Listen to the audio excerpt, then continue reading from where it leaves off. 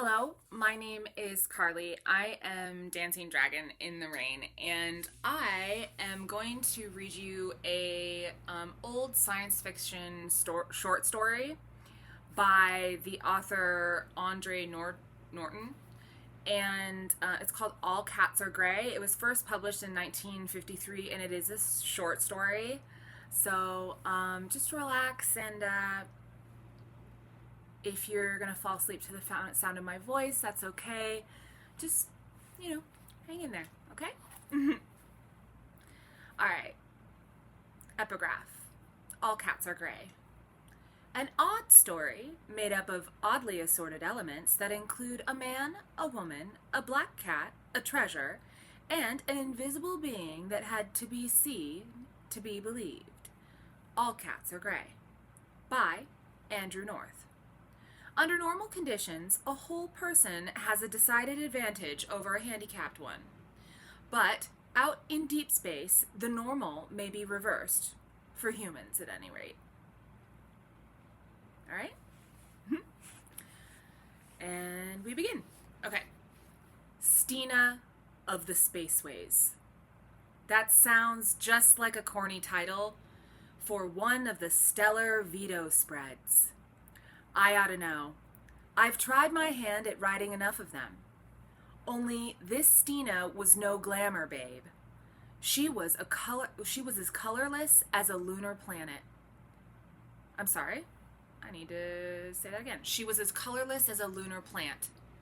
Even the hair, netted down to her skull, had a sort of grayish cast, and I never saw her but once draped in anything but a shapeless and baggy gray spaceall. I'm assuming that's a kind of outfit.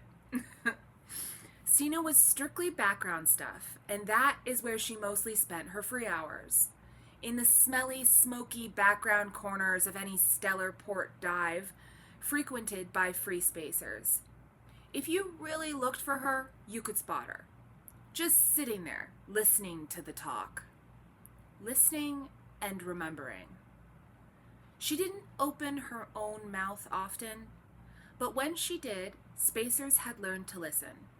And the lucky few who heard her rare spoken words, these will never forget Stina. She drifted from port to port. Being an expert operator on the big calculators, she found jobs wherever she cared to stay for a time. And she came to be something like the master-minded machine she tended. Smooth, gray, without much personality of her own. But it was Stina who told Bub Nelson about the Jovan Moonrights, and her warning saved Bub's life 6 months later. It was Stina who identified the piece of stone Keene Clark was passing around a table one night, rightly calling it unworked slitite. That started a rush which made 10 fortunes overnight for men who were down to their last jets. And last of all, she cracked the case of the Empress of Mars. All the boys who had profiteered by her queer store of knowledge and her photographic memory tried at one time or another to balance the scales. But she wouldn't take so much as a cup of canal water at their expense, let alone the credits they tried to push on her. Bub Nelson was the only one who got around her refusal. It was he who brought her back. About a year after the Jovan affair, he walked into the free fall one night and dumped Bat down on her table. Bat looked at Stina and growled. She looked calmly back at him and nodded once. From then on, they traveled together, the thin gray woman and the big gray tomcat. Bat learned to know the inside of more stellar bars than even most spacers visit in their lifetimes. He developed a liking for vernal juice, drank it neat and quick, right out of the glass. A cat? All right. And he was always at home on any table where Stina elected to drop him. This is really the story of Stina, Bat, Cliff Morin, and the Empress of Mars. A story which is already a legend of the spaceways, and it's a damn good story too. I ought to know, having framed the first version of it myself. For I was there, right in the Regal Royal, when it all began on the night that Cliff Morin blew in, looking lower than an ant-man's belly and twice as nasty. He had a spell of luck foul enough to twist a man into a slug snake, and we all knew that there was an attachment out for his ship. Cliff had fought his way up from the back courts of Veniport, lose his ship, and he'd slip back there too. Well, to rot.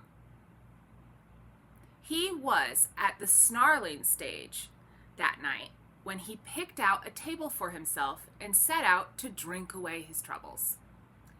However, just as the first bottle arrived, so did a visitor. Stina came out of her corner, back curled around her shoulders, stole-wise, his favorite mode of travel. She crossed over and dropped down without invitation at Cliff's side. That shook him out of his sulks, because Stina never chose company when she could be alone. If one of the man-stones on Ganymede had come stumping in, it wouldn't have made more of us look out of the corner of our eyes. I have no idea what that means. She stretched... Sorry. She stretched out one long-fingered hand and set aside the bottle he had ordered and said only one thing. It's about time for the Empress of Mars to appear again. Cliff scowled and bit his lip. He was tough. Tough as jet lining. You have to be granite inside and out to struggle up from Veniport to ship a command. To a ship command. But we could guess that was running through his mind at that moment. We could guess what was running through his mind at that moment. The Empress of Mars was just about the biggest prize a spacer could aim for. But in the 50 years she had been following her queer, derelict orbit through space, many men had tried to bring her in. And none had succeeded. A pleasure ship carrying untold wealth, she had been mysteriously abandoned in space by passengers and crew, none of whom had ever been seen or heard of again. At intervals thereafter, she had been sighted, even boarded. Those who ventured into her either vanished or returned swiftly without any believable explanation of what they had seen, wanting only to get away from her as quickly as possible. But the man who could bring her in, or even strip her clean in space, that man would win the jackpot. All right! Cliff slammed his fist down on the table. I'll try even that. Stina looked at him, much as she must have looked at Bat the day Bub Nelson brought him to her, and nodded. That was all I saw. The rest of the story came to me in pieces. Months later, and in another port half of the system away. Cliff took off that night. He was afraid to risk waiting, with a writ out that could push the ship from under him, and it wasn't until he was in space that he discovered his passengers, Stina and Bat. They must have jumped it. We'll never know what happened then. I'm betting that Stina made no explanation at all. She wouldn't. It was the first time she had decided to cash in on her own tip, and she was there. That was all. Maybe that point weighed with Cliff. Maybe he just didn't care. Anyway, the three were together when they sighted the Empress, riding her dead lights gleaming... Anyway, the three were together when they sighted the Empress riding, her dead lights gleaming, a ghost ship in the night space. She must have been an eerie sight, because her other lights were on too, in addition to the red warnings at her nose. She seemed alive, a Flying Dutchman of space. Clift worked his ship skillfully alongside and had no trouble in snapping magnetic lines to her lock. Some minutes later, the three of them passed into her. There was still air in her cabins and corridors, air that bore a faint, corrupt taint, which set Bat to sniffing greedily, and could be picked up even by the less sensitive human nostrils. Cliff headed straight for the control cabin, but Stina and Bat went prowling. Closed doors were a challenge to the both of them, and Stina opened each as she passed, taking a quick look at what lay within. The fifth door opened on a room which no woman could leave without further investigation.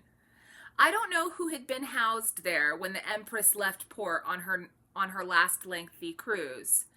Anyone really curious can check back on the old photo reg cards. But there was a lavish display of silks trailing out of 2 travel kits on the floor, a dressing table crowded with crystal and jeweled containers, along with other lures for the female which drew Stina in. She was standing in front of the dressing table when she glanced into it, and froze. Over her right shoulder, she could see the spider silk cover on the bed. Right in the middle of that sheer gossamer expanse was a sparkling heap of gems, the dumped contents of some jeweled case. Bat had jumped to the foot of the bed and flattened out as cats will, watching those gems, watching them, and something else. Stina put out her hand blindly and caught up to the nearest bottle. As she unstopped it, she watched the mirrored bed. A gemmed bracelet rose from the pile, rose in the air and tinkled its siren song. It was as if an idle hand played. Bat spat almost noiselessly, but he did not retreat. Bat had not yet decided his course. She put down the bottle. Then she did something which perhaps few of the men she had listened to through the years could have done. She moved without hurry or sign of disturbance on a tour about the room.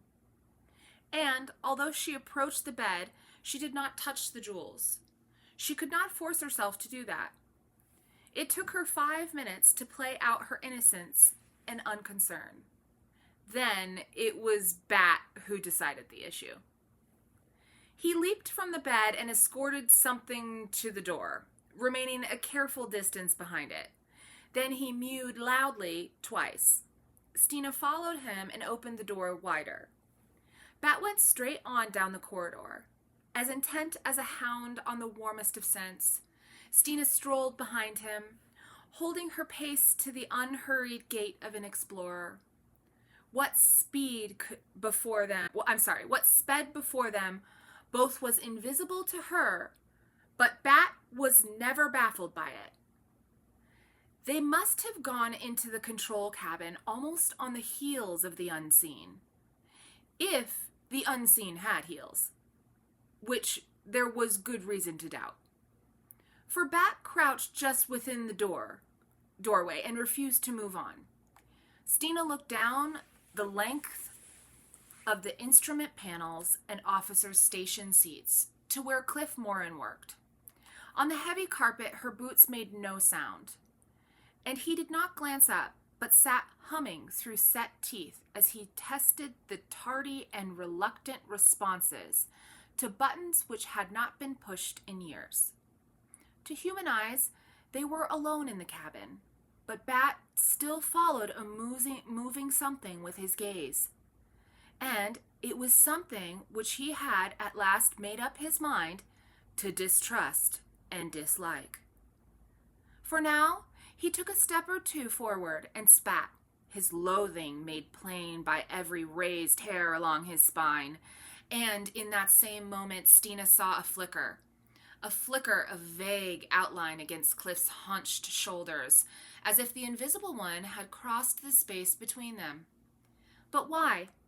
Why had it been revealed against Cliff and not against the back of one of the seats or against the panels, the walls of the corridor, or the cover of the bed, where it had reclined and played with its lute. What could Bat see? The storehouse memory that had served Stina so well through the years clicked open a half-forgotten door. With one swift motion, she tore loose her spaceall and flung the baggy garment across the back of the nearest seat.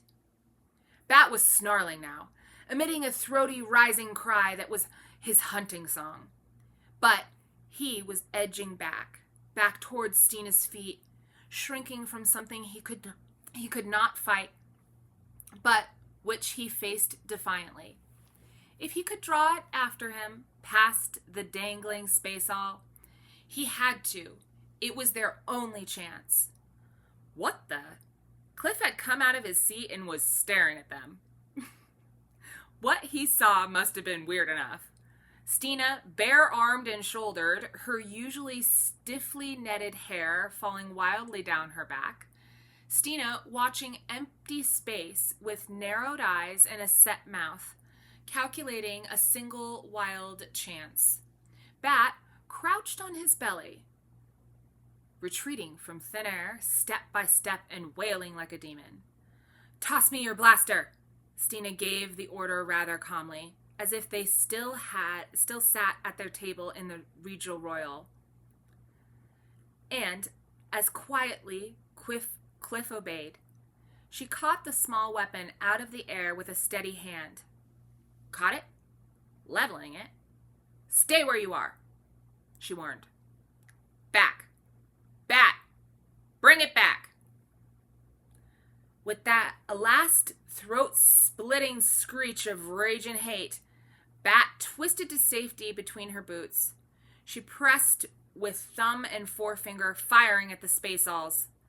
The material turned into powdery flakes of ash, except for certain bits which still flapped around from the scorched seat, as if something had protected them from the force of the blast. Bat sprang straight up in the air with a scream that tore their ears. "What?" Cliff began again. Stina made a warning motion with her left hand. "Wait." She was still tense, still watching Bat. The cat dashed madly around the cabin twice, running crazily with white-ringed eyes and flecks of foam on its muzzle. Then he stomped abruptly at the door, stopping and looking back over his shoulder for a long, silent moment. He sniffed delicately. Stina and Cliff could smell it, too, now. A thick, oily stench, which was not the usual odor left by an exploding blaster shell. Bat came back, treading daintily across the carpet, almost on the tips of his paws. He raised his head as he passed Stina, and then he went confidently beyond to sniff and spit twice at the unburned strips of the spaceall. Having thus paid his respects to the late enemy, he sat down calmly and set to washing his fur with deliberation. Stina sighed once and dropped into the navigator's seat. "Maybe now you'll tell me what the hell's happened?" Cliff exploded as he took the blaster out of her hand. "Gray," she said dazedly. It must have been gray, or I couldn't have seen it like that. I'm colorblind, you see. I can only see shades of gray. My whole world is gray. Like Bat's, his world is gray too, all gray. But he's been compensated for he can see above and below our range of color vibrations, and apparently so can I. Her voice quavered and she raised her chin with a new air Cliff had never seen before, a sort of proud acceptance. She pushed back her wavering hair, but she made no move to imprison it under the heavy net again. "That is why I saw the thing when it crossed between us. Again, your spaceall, it was another shade of gray, an outline. So I put out mine and waited for it to show against that. It was our only chance, Cliff. It was curious at first, I think, and it knew we couldn't see it, which is why it waited to attack. But when Bat's actions gave it away, it moved. So I waited to see that flicker against the space all, and then I let him have it. It's really very simple. Cliff laughed, a bit shakily. But what was this gray thing? I don't get it. I think it was what made the Empress a derelict. Something out of space, maybe, or from another world somewhere. She waved her hands. It's invisible because it's a color beyond our range of sight. It must have stayed in here all these years, and it kills. It must, when its curiosity is satisfied. Swiftly, she described the scene in the cabin and the strange behavior of the gem pile which had betrayed the creature to her. Cliff did not return his blaster to its holder. Any more of them on board, do you think? He didn't look pleased at the prospect. Stina turned to Bat. He was paying particular attention to the space between two front toes in the process of a complete bath. I don't think so, but Bath will tell us if there are. He can see them, clearly, I believe. But there weren't any more, and 2 weeks later, Cliff, Stina, and Bat brought the Empress into the lunar quarantine station. And that is the end of Stina's story. Because as we have been told, happy marriages need no chronicles. And Stina had found someone who knew of her gray world and did not find it too hard to share with her. Someone besides Bat. It turned out to be a real love match. The last time I saw her, she was wrapped in a flame red cloak from the looms of Regal and wore a fortune of Jovan rubies blazing on her wrists. Cliff was flipping a 3-figure credit bill to a waiter, and Bat had a row of Vernal juice glasses set up before him. Just a little family party out on the town. The end. Okay, so that was All Cats Are Gray by Andre Norton. This is, has been a very popular science fiction and fantasy author from, times in the past. And so that was my first time reading it. I hope you also enjoyed it. It was fun. It was a short story. And I also hope that if you are relaxing, if you perhaps fell asleep while I was reading to you, I just want to wish you the best in dreamland, wish you the best in life, and I also want you to know that you are beautiful, you are wonderful, and you are special, no matter who you are, okay? So, never forget, a little weird is good, so be you, no matter who you are, all right?